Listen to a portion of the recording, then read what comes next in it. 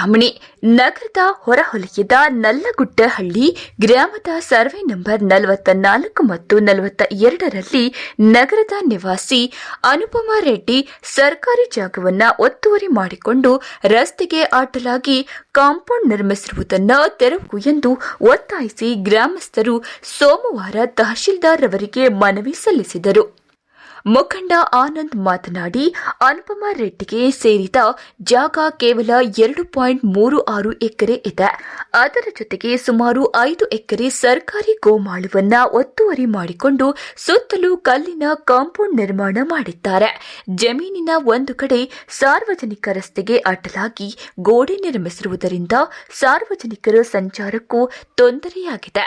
ಕೂಡಲೇ ಒತ್ತುವರಿಯನ್ನ ತೆರವುಗೊಳಿಸಿ ಅವರ ವಿರುದ್ಧ ಕಾನೂನು ಕ್ರಮ ಕೈಗೊಳ್ಳಬೇಕು ಎಂದು ಒತ್ತಾಯಿಸಿದರು.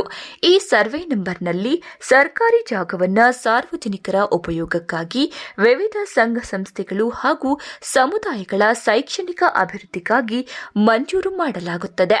ಅವರು ಸರ್ಕಾರಿ ಆಸ್ತಿಯನ್ನ ಕಬಳಿಕೆ ಮಾಡಿಕೊಂಡಿದ್ದಾರೆ. ಅದನ್ನು ಸಹ ತೆರವುಗೊಳಿಸಿ ಸಾರ್ವಜನಿಕ ಉಪಯೋಗಗಳಿಗೆ ಮೀಸಲಾಗಿಸಬೇಕು ಎಂದು ಆಗ್ರಹಿಸಿದರು. ತಹಶೀಲ್ದಾರ್ ಸುದರ್ಶನ್ ಯಾದವ್ ರವರು ಮನವಿಯನ್ನು ಸ್ವೀಕರಿಸಿ ಮಾತನಾಡಿ, ದಾಖಲೆಗಳ ಪರಿಶೀಲನೆ ನಡೆಸಿ ಒತ್ತುವರಿ ಆಗಿದ್ದರೆ ಸರ್ಕಾರಿ ನಿಯಮಗಳಂತೆ ಕಾನೂನು ಕ್ರಮ ಕೈಗೊಳ್ಳಲಾಗುವುದು ಎಂದು ಭರವಸೆ ನೀಡಿದರು. ನವೀನ್ ಕಿರಣ್, ಚಿಂತಾಮಣಿ. ಅನುಪಮಾ ರೆಡ್ಡಿ ಮತ್ತು ಅವರ ತಂದೆ ಲಕ್ಷ್ಮಣ್ ಇದ್ದಾರೆ.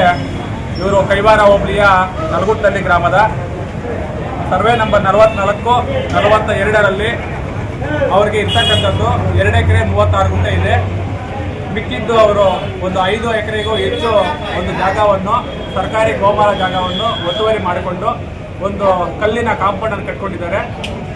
ಏನು ಆ ಜಾಗ ಒಂದು ಸರ್ಕಾರಿ ಜಾಗವನ್ನು ಕಬಳಿಕೆ ಮಾಡಿದ್ದಾರೆ ಅನುಪಮಾ ರೆಡ್ಡಿ ಮತ್ತು ಲಕ್ಷ್ಮಣ್ ಅವರು.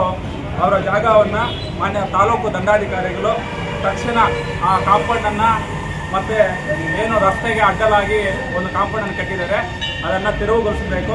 ಮತ್ತು ಅವರ ವಿರುದ್ಧ, ಅನುಪಮಾ ರೆಡ್ಡಿ ವಿರುದ್ಧ ತಕ್ಷಣ ಕಾನೂನು ಕ್ರಮ ಕೈಗೊಳ್ಳಬೇಕೆಂದು ತಮ್ಮಲ್ಲಿ ಮನವಿ ಮಾಡಿಕೊಳ್ತೇವೆ.